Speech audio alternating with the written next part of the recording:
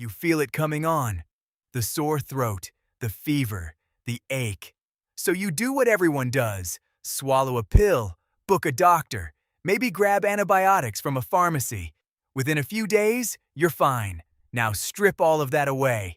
No pills, no pharmacy, no hospital, no idea that germs even exist. This was reality for almost every human who ever lived. For roughly 99% of our history, getting sick was a terrifying gamble, and what people did about it ranged from the surprisingly brilliant to the horrifyingly deadly. So the question is simple, and you've probably never really asked it. When you got sick before modern medicine, what did you actually do? The answers are stranger and far more human than the leeches and quacks story you've been told. Let's kill the myth right away. It's tempting to think people back then were just stupid or that all their medicine was useless nonsense. Both ideas are wrong. These were intelligent people doing their absolute best with no microscope and no idea that invisible organisms cause disease. And here's the twist that runs through this whole story. Some of their so-called primitive remedies genuinely worked and are still used today. Meanwhile, their most respected, official, scientific medicine, the kind practiced by trained doctors for 2,000 years, was often the very thing that killed you. Getting sick wasn't just dangerous because of the illness, it was dangerous because of the cure. To understand why, you first have to meet the single idea that ruled medicine for longer than any other in history. That idea was the theory of the four humors. The belief was that your body held four fluids: blood, phlegm, yellow bile, and black bile, and that health was simply a matter of keeping them in perfect balance. Too much of one, and you got sick. A fever meant too much blood. Gloom and sadness meant too much black bile. First shaped by the Greek physicians Hippocrates and Galen, this theory dominated Western medicine for over 2,000 years, straight through the Middle Ages and beyond. It sounds almost reasonable, and that was exactly the problem. It was elegant, logical, and completely wrong. Every diagnosis and every treatment flowed from it. And if the cause of all illness was an imbalance of fluids, then the obvious cure was to remove the excess, usually by draining it straight out of you. Which brings us to the single most popular treatment in medical history: bloodletting. Feeling feverish? Open a vein and drain out a bowlful. Headache, pneumonia, even blood loss itself? The answer, astonishingly, was often more bleeding. Doctors used blades or attached live leeches to do the job more gently. For most patients, this did nothing but leave them weaker, and for the seriously ill, it could tip them over the edge. The most famous victim may be George Washington. In 1799, sick with a bad throat infection, he was treated the standard way. Over a few hours, his doctors drained roughly 40% of his blood. He was dead by the next morning. Bloodletting wasn't some fringe mistake by a few cranks. It was the mainstream, respectable, expert treatment, recommended by the best physicians alive, and it went on for centuries. But not every explanation was about fluids. For most of human history, illness wasn't seen as a medical problem at all. It was spiritual. Getting sick meant you'd angered a god, broken a taboo, been cursed, or been invaded by an evil spirit. So the cure was spiritual too. Prayers, offerings, protective amulets, pilgrimages to holy sites, and healers who chanted and rattled the sickness away. And in the most dramatic version of this idea, our ancestors went further than you'd ever guess.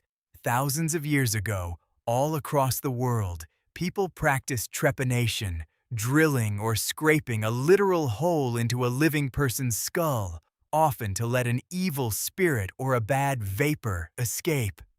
The truly astonishing part?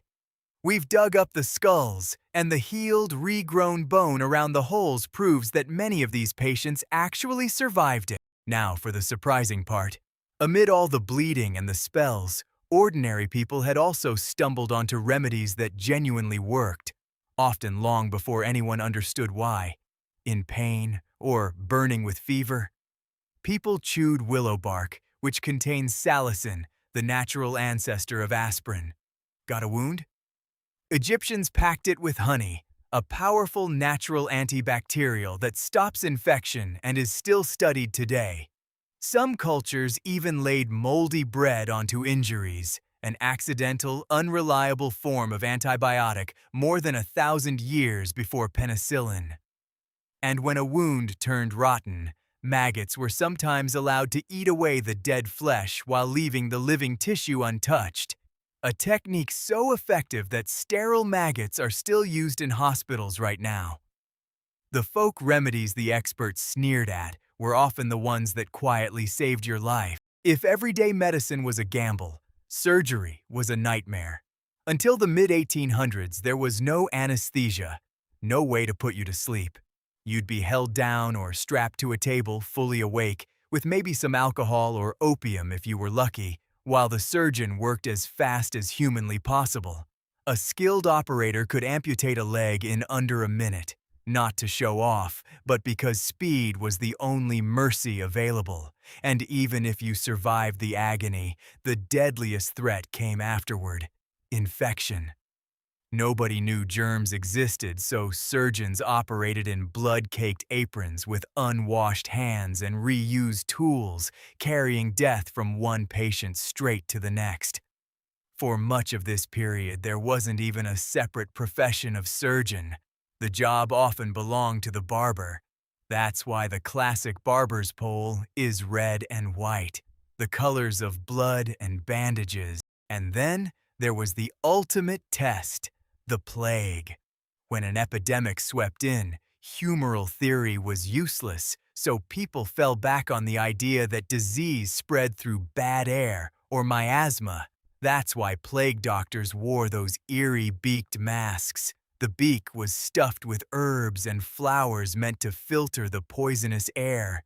It did almost nothing, but out of that terror came one idea that genuinely worked and that we still rely on today. In the 1300s, facing the Black Death, the city of Venice began forcing arriving ships to wait, isolated offshore, before anyone could come ashore.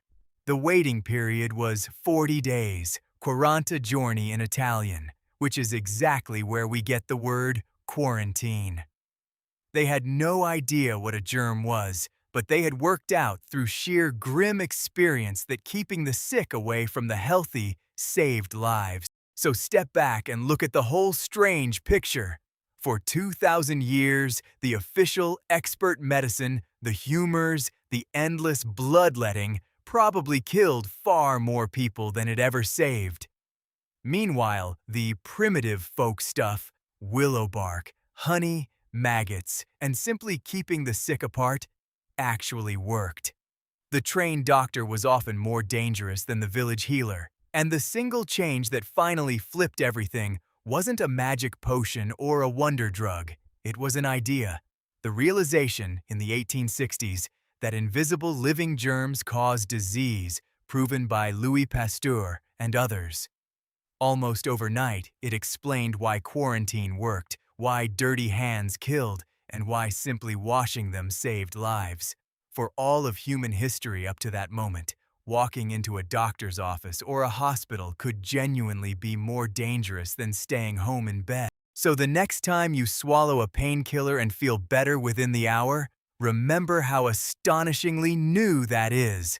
For nearly the entire human story, getting sick meant guesswork, prayer, and a coin flip between a remedy that helped and a cure that killed. The idea that a doctor could reliably make you better rather than worse is barely a century and a half old. Germ theory is only about 160 years old. Antibiotics, the drugs that turned once deadly infections into a minor inconvenience, arrived less than 100 years ago. You were born into the tiniest, luckiest sliver of human history.